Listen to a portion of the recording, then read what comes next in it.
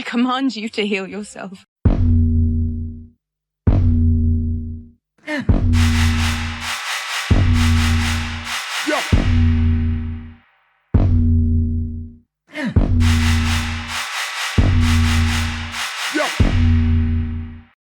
Hello, welcome back to the Mustache Room. I'm your host, David Ben. I realized that on the last episode that I posted, there was a portion that was unintelligible. Something happened with the technical components I was using. Been trying to do more video, and I've robbed the audio of quality. So I'm gonna go ahead and fix that. It should be seamless when I repost it, but I'm gonna pull it down, post the new one. Shout out to Zeb for listening and giving me the feedback. So kudos to you, Zeb, for identifying that. I promise to fix it, and I will do better quality control moving forward. On this episode, however, less of my voice, more of some amazing people that are very important to me. First and foremost, the wifey's back. Jill, my counterpart in life. She is back to talk about nutrition, in this case, specifically organic versus non-organic, what that means, how you can navigate that space without breaking the bank. I think it's pretty interesting. So I'm not going to throw stuff at you that I feel is mundane or doesn't have any value. Hopefully you feel the same way. Plus her voice is just pleasant. We also have, excuse me, Patty Nagle. Patty is back on the podcast. However, previously she was Molly, and that's because she's in Santa Fe, New Mexico, and they were slow to get some of the legislation passed to allow psilocybin therapy to go on in their city. So now that we can disclose her real name and her identity, you'll see her if you're watching the YouTube video. She's awesome. She's done some amazing things for me. I did some MDMA therapy. She held space for me, helped me through that process, and it's been an amazing amount of sustained change, beneficial in my life. So I owe a lot to her. She has a new project called The Great Allowing, and she'll talk more about that and what that actually means. I hope you really enjoy this podcast. There are a couple things I want to mention. Sponsorship, Mustache Brands, as always, our parent company, our sponsor. Check them out. MUSTASHBRANDS.com, social media, whatever. Also, mustacheroom.com. Here is Patty Nagel. I know that because you're based out of New Mexico, we can be a little bit more open about what you do because they've changed some of the rules regarding psychedelic assisted therapy. What have they done to kind of bring that along a little bit? Well, from what I understand, it passed the legislature pretty significant, like with a very big majority of the vote. But I've heard, and that's for just for psilocybin treatment. And I've heard that it's going to take a couple years to get things into place. You guys know that. You've been kind of following Oregon, and now we're following you guys. it seems like it's unfolding very much like the cannabis industry has. But psilocybin is the only thing and that passed. But it's a really slippery slope out there. In other words, it's a lot of gray. So you can grow it, you can own it, you can use it, you can't sell it. So I'm still being quite careful because there's just, it's very, not very clear. Let's just put it that way. Sure. Well, I'm glad that they're making some headway. I mean, Yeah. in Denver, we're kind of the pioneers in that space. Yep. So Mhm. I'm proud to say that we've really done a good job in getting that moved along. But I love what you do. We've talked previously and how you helped me tremendously with some assisted therapy. And I have to say, Patty, to this day, the issues that I had before I came to see you, they're completely gone. Wow. I Wow. I mean, it's like they never existed. So through setting our intention properly and through the work that you did and holding that space, I'm healed of that issue. So I'm forever indebted to you. I have my daughter now. She's almost 4. You know, a lot of things were riding on that being Right. successful. Yeah. Yeah. I think your wife was pregnant when we worked together.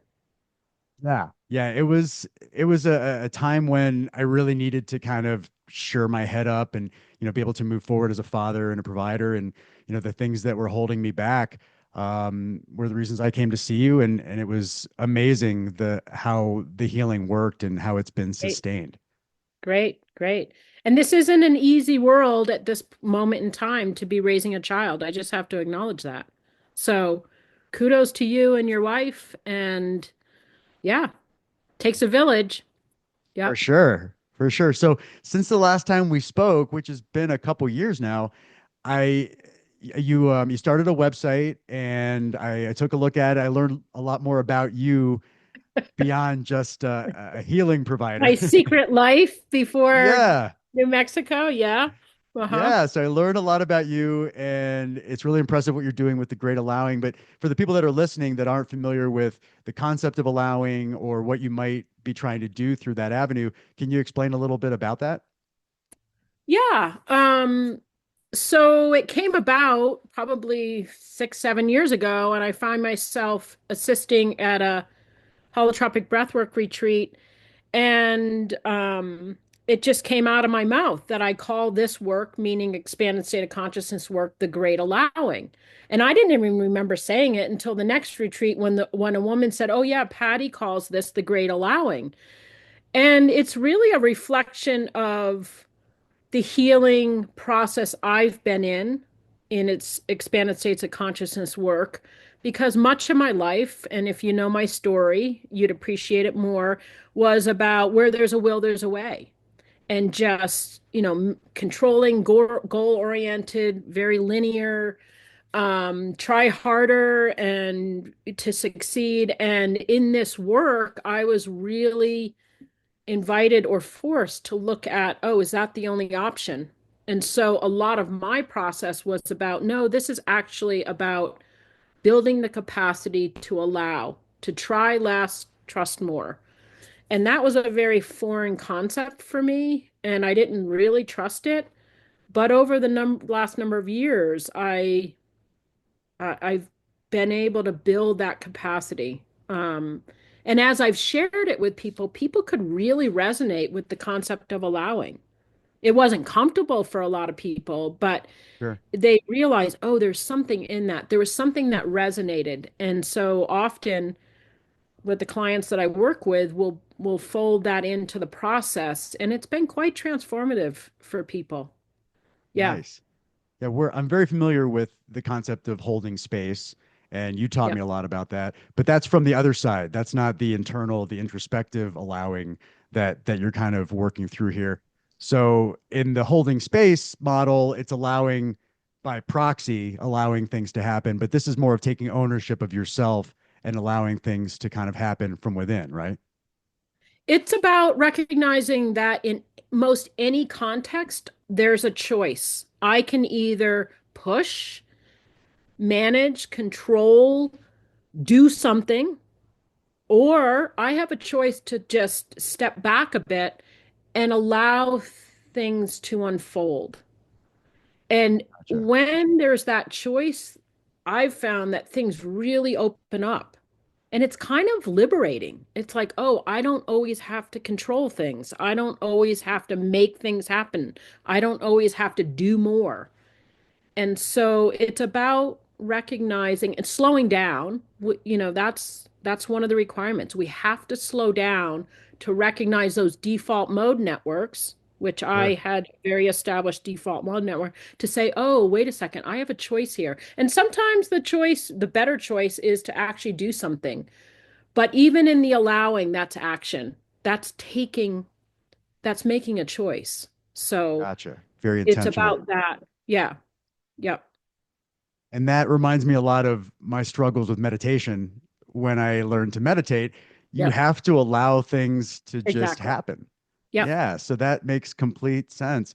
And if people are not familiar, if they haven't been to your website, haven't seen your story, the things that I learned about you, really like high level athlete, very competitive.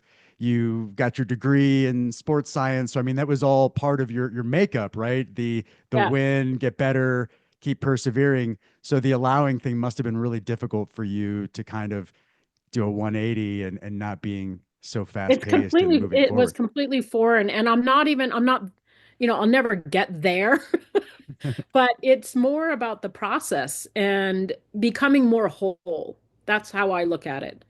And the allowing piece, if you want to use Jungian terms, the masculine, the feminine, is much more of a feminine posture of openness, receiving, not knowing, where the masculine posture is about action, doing, seeing, knowing.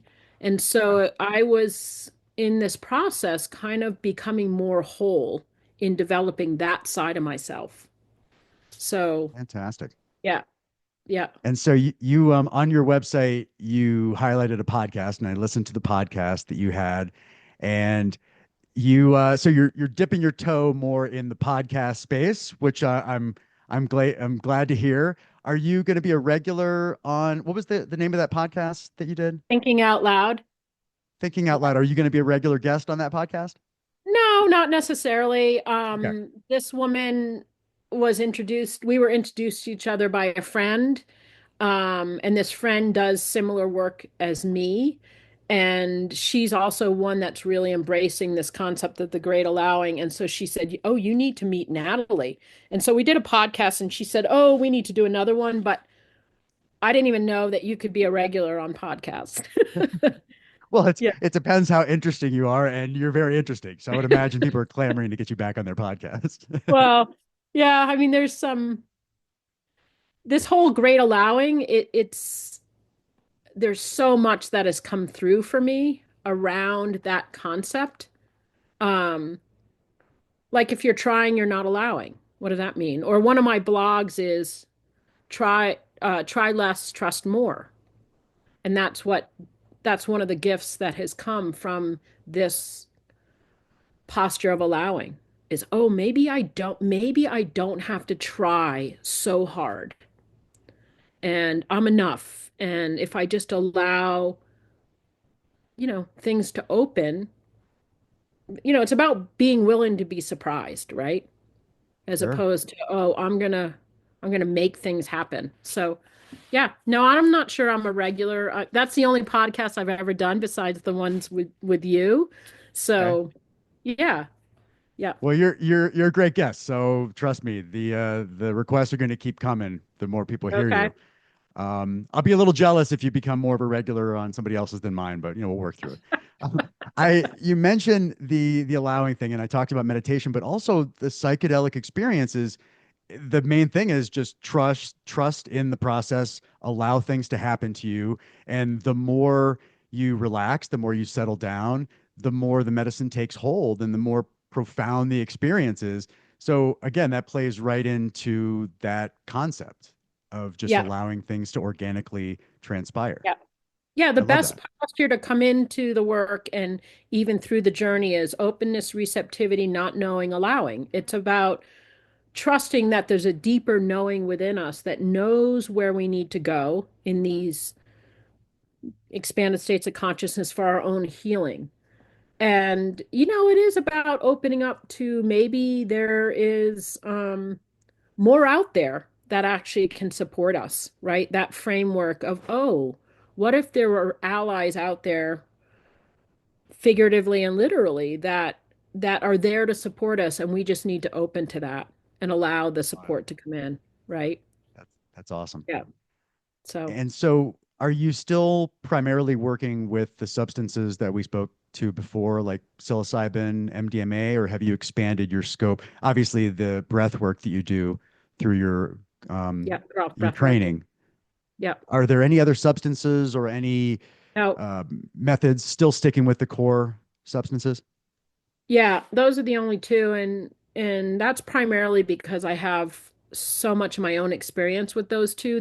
I've experienced others, but unless I'm really comfortable with a substance, I don't feel comfortable offering it to people. And sometimes some of them are not accessible.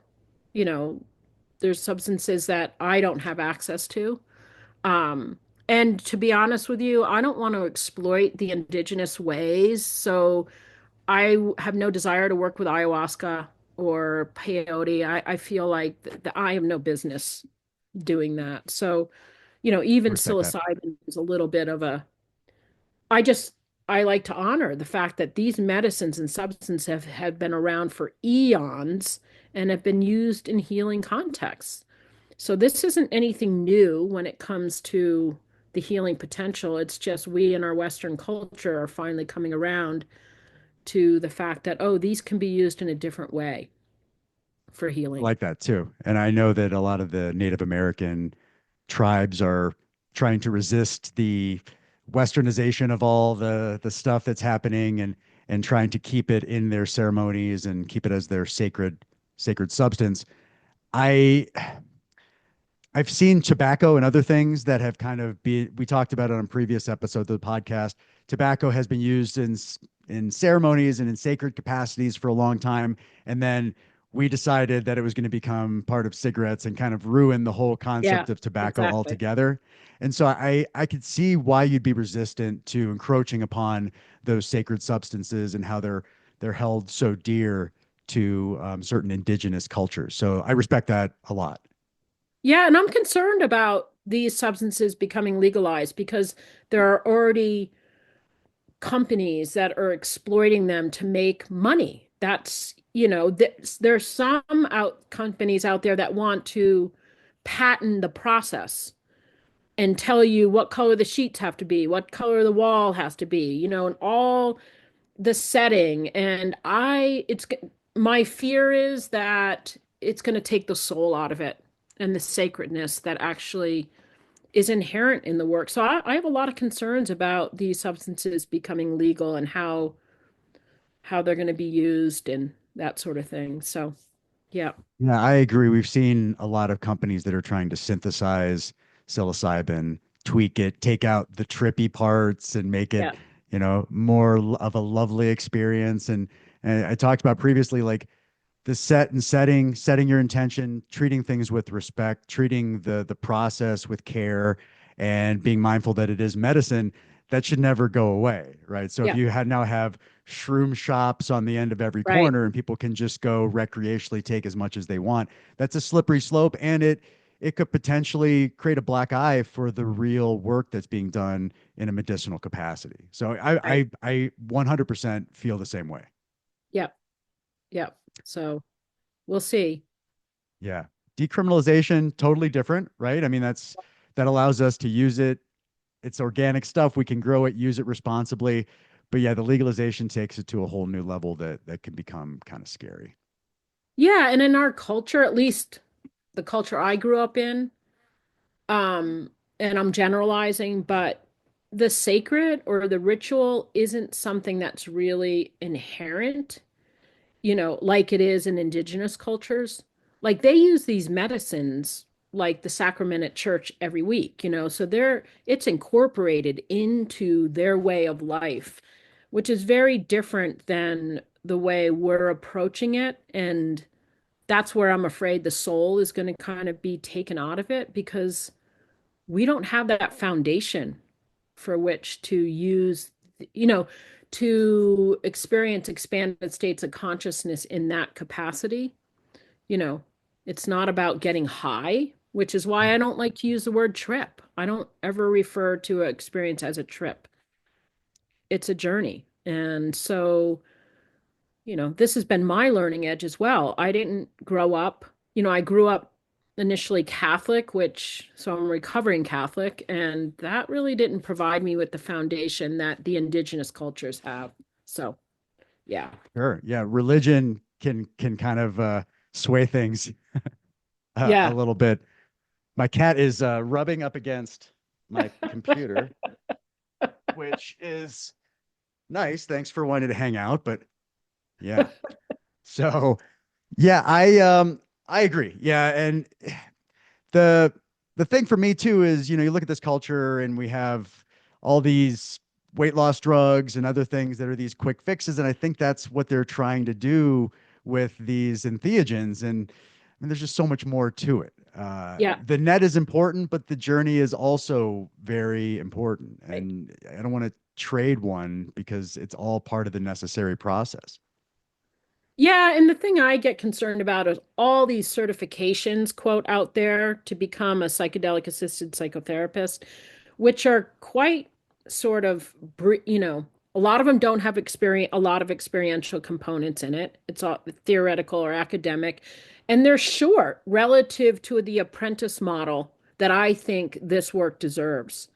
Like really apprenticing with someone who has been holding this work for years. And I feel like I've been fortunate enough, some of it's through the Groff breath work and that lineage, but I feel like I've been in an apprentice role versus, oh, I'm going to take 3 weekends and come out certified to do this work. And I've been hearing nightmare stories about how this work is being not held. And these are by people who are, quote, certified. So it's just, it is what it is, but it is a concern.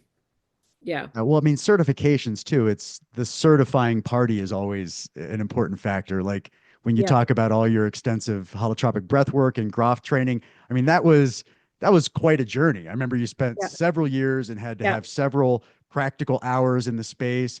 And so that 100% makes sense because you treat it with the gravity it deserves because you had Right. to do so much to get there. And yeah, if I can just get a piece of paper from somebody that now wants to say Yeah, they know exactly. everything about this space, that's not the same. And some of these certifications, people don't have to have any of their own experience. And I think that's negligent. I've talked to people who have gone through certifications and they have no desire to engage with the substances. And I've had very contentious conversations about that. About I think one of the most important things is you have experience under your belt so you can sit with people. But a lot of these certifications, especially the early on ones, didn't require that. So Yeah, no, if you can't empathize with somebody because you've never been in their shoes, I don't understand how you can even approach that. It seems fraudulent, like you're that's what I inferring. mean. It's kind of Yeah. dangerous. But yeah, Oh, I've talked to therapists who are like, "Well, I work with people around trauma and I haven't had any traumatic experience." And I'm like, "Well, first of all, if you're human, chances are you have, but also that we're not talking about the same thing." I said, "How are you going to sit with someone who's having a transpersonal experience and you've never had one yourself? And how are you going to help a person integrate a transpersonal experience if you have no reference?" And after I said that, there was silence, but didn't matter. They, they went on to get their certification. And so, yeah, that's unfortunate that somebody's gonna have to learn that the hard way. yeah, But exactly. yeah, I don't want to be party to that either. And it So brings me back to educating people yeah, about how do you vet someone in my role? What are some of the things you're looking for that are red flags? Like I've heard of people who are not in the room with the client. That's a big red flag, right? So there's certain things that I think there's a need for education, just the general public. What do you look for? um, people's capacity to be present and do they have experience with whatever they're offering. So there's a lot of things that in the vetting process that would help determine, okay, is this the right person? Yeah.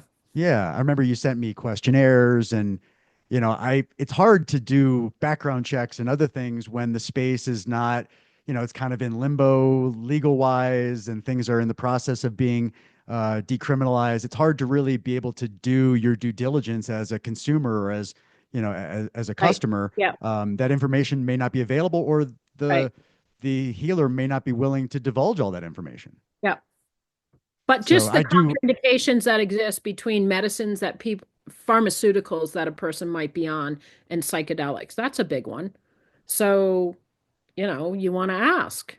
So I actually pay for access to a pharmacist whose whole business is around consulting around the interaction of pharmaceuticals with psychedelics. So I'm doing my due diligence there. But I've The talked to people, SSRIs. yeah, yeah, SSRIs, SNRIs, some of the sleep meds, there's just, it might not kill you, but there's considerations. So Yeah, I love that, and I expect that from you, knowing you and being party to your services. I I know that, there are a couple big things for people that are out there that are considering getting some healing, whether it be breath work or, using a substance or whatever. There are two big psychological conditions I know that are disqualifiers, schizophrenia and bipolarism. Are there any others that you look for or that are red flags that you may not even want to deal with somebody, because you know that it could be a problem in conjunction with the medicine? it might not be that they've been diagnosed with something, but I might talk to someone and be listening, and I'm hearing that their world is, for whatever reason, destabilized. It might be they're going through a huge transition. It might be, recent death of a family member, divorce, job change. And so if I hear that, I might say to the person, timing is everything here. This work can be disorienting, destabilizing, powerful, catalyzing. And this might not, if you're standing on shaky ground for whatever reason, this might not be a good time to engage with the work, right? Because you don't need, usually it's about, oh, you're feeling like you're on solid ground in order to engage with this work. Otherwise, it can be more destabilizing, more dot, dot, dot, right? Difficult So, to establish set and setting to make it to pave the way for a successful experience. well, it's just if someone's already feeling like their world is kind of destabilized, and I don't mean that from a mental health perspective. I just mean something's up in their world that's kind of turning the world upside down. And I named a few. I don't feel as though this work is necessarily the best work to be engaging in at that point, but sometimes it is. But it's about, oh, how do you vet that, right? What kind of support do you have around you? Do you have another set of eyes? And I usually mean a therapeutic set of eyes that's kind of watching your response to what could be more destabilization, right? Sure. And And some people I come to work because they want things to be shaken up. But if your life is kind of already in that state, this might not be good time. And I always So, recommend that a therapist that or some therapy system has bookends for your experience. Somebody that can help you set your intention, but then can also help you integrate and make yeah. sense of your experience. So, do you have a network of psychologists or psychiatrists that you can work with to kind of help people provide those bookends? Um, Psychedelic friendly therapists, people that can kind of work with you to kind of fill in those gaps? I do. I do. And when I talk to someone in the initial call, I'll ask them to describe their support network. And, if they don't have to be in therapy, if they are, it's like, okay, I can sleep better at night. But if I don't feel like they have a lot of support around them, I might say, would you be open to a therapeutic referral if you needed it, right? It's not it's not a guarantee that your world's going to be turned upside down by this work, but it has the potential. So I feel like I'd be negligent if I didn't vet that. What kind of support do you have around you? And it doesn't necessarily have to be a therapist, but depending on, you know, the person's biographical history, what they're coming to the work for, I might say, this might be a time to seek out a therapist who can help you integrate long term, or be a form of support. So there's no formula in this work, which is why I love it. Yeah. So there's no black and white, but there is a lot of discernment and in how I guide a person. I might say, let's wait 3 months and see where you're at in 3 months. So yes, the schizophrenia, the bipolar, those are deal breakers. Sure. Unless, there's some cases where a person might not have had a bipolar diagnosis or episode for decades. And bipolar is one of those things which is often it's a catch-all. So people who have experienced complex trauma, sometimes it can look like bipolar, Oh, So it's, you kind of have to, hold that lightly. But yeah, bipolar diagnosis is a contraindication. Yeah. well, I really wanted to follow up and see where your breath work stands. If you have any upcoming breath work ceremonies or anything, I really so badly want to be party to that. And so selfishly, I'd like to know if you have anything coming up, but also for the listeners. I've talked about it on a few different episodes with you and another friend of mine, and I find it fascinating and I would love to experience it, but I'm just curious if that's something that's on your schedule. Yeah, actually, it started 5-day retreat tomorrow. Oh, So wow. I'm a little yeah, we late to the game. offer, yeah, we offer. So if people go to grofflegacyproject.org, we offer usually 5 retreats in a year, somewhere around the Santa Fe area. So that's an option. And let me just finish answering the question, then I'll go back to how breath work is different than psychedelic work in general. But also, the Psychedelic Science Conference is coming up in Denver, right? And the Groff Legacy Project is offering a pre-conference workshop where people can go and experience breath work. It's like a 2.5-day program. Everybody gets to breathe once, but that's coming up in June. Okay. So they can go to Psychedelic Science 2025, I think, or it's easy to find, but we are offering a pre-conference workshop, which we did Great. back in 2023 and had 240 people. So that's a wild ride. Wow. Yeah. That's awesome. Yeah. But I just want to say some people are like, well, how is breath work? And breath work is now a buzz term. So, you have to really ask when someone says, "Oh, I've done breath work," I'll say, "Well, tell me about the form." Because the Groff breath work is a whole methodology, so to speak. And for instance, each breathwork session is 2.5 to 3 hours long. So this isn't a technique that's like a half an hour. So it's usually done in a group. I think it's much more powerful when it's done in a group. So the community is really important. And many people say that the most they got out of like this 5-day retreat is the community. So Hmm. that's one way that it differs than psychedelic work one-on-one. And the other is there's a very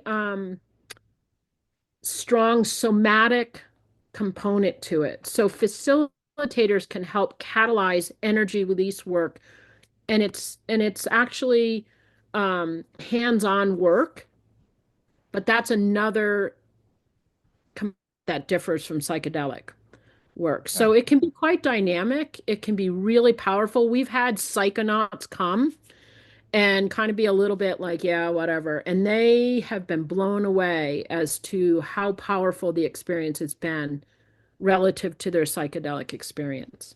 Mm. So, And does it touch the same receptors as like psilocybin, the 5-HT2A receptors, or is it a different they sort of haven't done a lot thing? of research on it, and it's hard to really, it's one of those things, and we'll inevitably have people who ask, well, what's the science behind it? And it's like, there isn't a lot of science. You just have to trust your experience, right?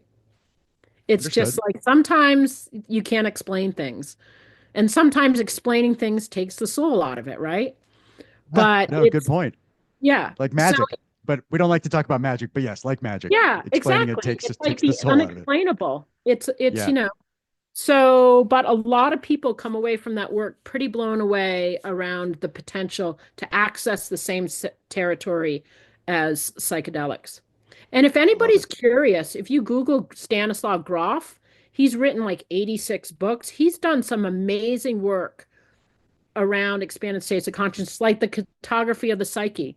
He's actually written books about where are all the places you can go in these expanded states of consciousness. And it's quite like neonatal time in the womb and one's actual birth are places where people can go in these experiences. Oh, wow. So he's done some amazing work. Yeah. Awesome. Well, I will definitely check that out. I wish that I had contacted you a little bit sooner, so that I could be part of the next one, but expect to see my face in one of your upcoming retreats for sure. Yeah. Um, Patty, I really appreciate you taking the time to talk to me. You look great. Thanks for taking the time to do your hair. Yeah. You look Yeah. fantastic. I'm so happy that you're finally bringing your work into the mainstream a little bit more because, like I said, I benefited from it so significantly. I would love for others to have that benefit. So, yeah, keep doing what you're doing. And people that are listening, check out The Great Allowing. And Patty, Yeah, thanks for spending time with me. thegreatallowing.com is my website. So if anybody wants to reach me, they can do it through that. And next time, David, I want to see your daughter. Where is she? Oh, I was she's at hoping. school. She's Okay. at school, but I will schedule it so I can have her face on the podcast. Oh, She she is would my look pride and so joy. cute. Yeah. Thank you. She's a special guest. She just tells me what to do. To me Hi. and this family. And if you're watching on the video on YouTube, you will see there's also Brussel, who is our younger son, who's been extremely expensive. But Problem overall, child. yeah, overall a value add to the family. I don't know, like if it was basketball, I'm not sure about his plus minus. Jill is here, and the reason I brought Jill back in is because she's an expert in nutrition and trying to, help listeners of the podcast and myself just kind of do better by their overall health. And so we wanted to go over some stuff that I find pretty interesting, organic versus non-organic, kind of like what that means, what the science behind it looks like. So how does this stuff work? How do these actual buzzwords attach to real science? Yeah, I would say that organic today is traditional farming back in the day. When I say back in the day, 1950s, 60s, all the way until the 70s, when pesticides and fertilizers and all of those were first introduced. So organic farming is just pure and without any of those additives. So again, that's fertilizers, pesticides, any artificial agents. Um, they brought those in to help crops survive through insects, through disease, and while it does have, benefits to that piece of it, it's harming our health. Sure, robbing Peter to pay Paul, if you will. Essentially, yeah.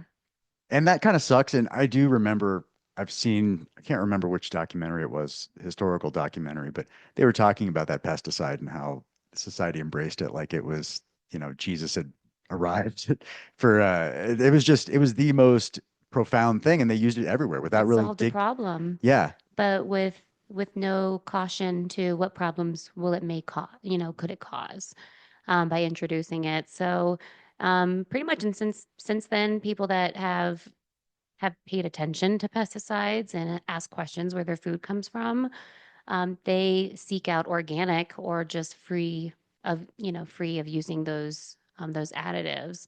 So for now, food can be labeled as certified organic. So certifications have come decades after that. The Organic Food Production Act was introduced in the 1990, but it wasn't actually implemented until 2002. So it took 12 years for them to actually figure that out and roll it out with the standards that they need to actually certify food as organic. And the well, it would be great if we could all eat 100% organic of every food or morsel that goes into our mouths.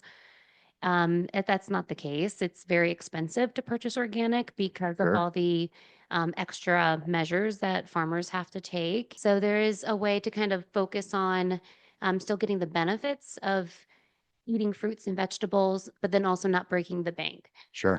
So they've come up with a list, the Clean 15, so kind of the 15 foods that generally test low for pesticides or additives. And those are ones that you could buy standard. So don't put a priority on buying those organically. When you're making your shopping list, when you're looking at, how to provide health foods for your family, while also saving some money while you can. So the Clean 15, this list is tested every single year and published every year. So the USDA will go out, test all these fruits, vegetables, see which ones test the highest for pesticides and additives and those that test the lowest. So the lowest ones that measure are going to be your clean 15. Okay. So these are the easiest way to remember this are the fruits and vegetables that have almost like a thicker skin or a protective layer. So we're talking avocados, carrots, kiwi, melon, watermelon, honeydew, potatoes, sweet potatoes, onions, pineapple, the ones with a thick outer surface that you don't generally eat. It's carved off, it's shaved off, and you get the benefits from the inside. And it absorbs all of that stuff for you. Basically, you offload all that nasty stuff to the rind or the piece that you're not going to eat, and then you break that apart, and the part is maintained pristine. Yeah, it could be looked at a few different ways. I think when you think of pesticides being sprayed on plants and sprayed on fruit, it's on the skin level. Sure. So if it's a porous fruit or vegetable, it's going to penetrate inward. For the clean 15, what's most likely happening is the pesticides are sitting on the outside, but it's not penetrating into the fruit or vegetable itself. Okay. So when you carve off that pesticide rind, if you will, you're gonna, lose a lot of the pesticides that would have been sprayed on it. Okay, that makes sense. So the Dirty Dozen, I remember you told me at one point. Okay, Dirty Dozen. Dirty Dozen is the ones that test highest with Okay. pesticides. So first and foremost, you should always wash your produce. Even just a good rinse under water. Use your finger, use a cloth. There's some like scrubs out there, geared for vegetables and fruits to kind of give them a bath before you ingest them. Okay, So always wash them, whether or not they're organic or not. makes sense. But when we're talking about the Dirty Dozen, definitely always wash these. Again, you don't have to have a crazy solution. Just giving them a good rinse underwater is going to rinse off some of that residue. So these are going to be ones the opposite end of the scale when you think of a thick rind. These are the ones that you eat the entire fruit. Okay. So the skin is thin, it's permeable. Peaches, strawberries, blueberries, cherries, any spinach, greens, collard greens, kale, all of that, the residue is going to be easily absorbed into those fruits. Okay. So for those, I would recommend if you have the money in your wallet, prioritize maybe buying the fruits and vegetables on the Clean 15 non-organic, and then don't buy or buy organically the ones on the Dirty Dozen. That So makes you sense. can kind of modify your shopping list to still get benefits of fruits and vegetables by also looking at this list and buying accordingly. So, I mean, when you say not break the bank, like what is the price disparity usually between organic and it could inorganic? be significant. I mean, it could be double. Really? So a pint of strawberries, $3.99, organic, $6.99, $7.99. Yeah, it's at least $1 higher per pound or per package, if not oftentimes more. That makes sense. So if you can piecemeal it and only do the Dirty Dozen organic, then maybe, not have to have a huge setback. I remember you said spinach, and I know every time there's an E. coli breakout or something, it seems like spinach is kind of at the heart of it. So that makes sense that one would be part of the Dirty Dozen, absorbing all that outside stuff a little bit more easily. That's one way to look at it. It definitely comes to greens. It's just, it provides like the perfect environment. So greens are extremely moist. So any sort of lettuce, so they're going to have a moisture content to them. And then when you get into that danger zone of the temperature, right? If you heat up spinach and it's introduced to bacteria, it's just going to blow up. So Wait, so I don't know the temperature. What you pretended like I knew you were talking about. What do you mean? okay, so yes, thank you for Know your calling me out audience that. in this immediate room. So yeah, and I don't have the numbers exactly in front of me, but for the gist of it, the reason why you don't leave meat on the counter, right? If it gets warmer than the threshold, so there's a danger zone for temperature in cooking. Okay. And this can be found on the internet, so anyone can just Google like temperature danger zone when cooking. So if your chicken is not cold, and this might be 40 degrees, for instance, for example, and it sits on the counter and it reaches like 55 degrees, 60 degrees, that's when bacteria breeds. So what the threshold is like 50, 55 or I mean, we'd have to look this up. okay, but it's around that But area. it's whatever your fridge is. Okay. So whatever your fridge is set at. If it's in the freezer, it's frozen, right? So you don't have to worry about that. That's sub 32. But then you're new on grilling now. So you've got a thermometer, a food thermometer. Yeah. So until you hit chicken at 165, bacteria can still grow. When you Makes hit sense. 165, it's killed off. Okay. So there could be bacteria and it's just killed off at that point. Daddy got a Blackstone and Um, I've been using a meat thermometer He's learning. and it's You- very, Introduce temperature to you next. yeah. And I have a vague understanding based on your instruction with the Blackstone and my use of the meat thermometer.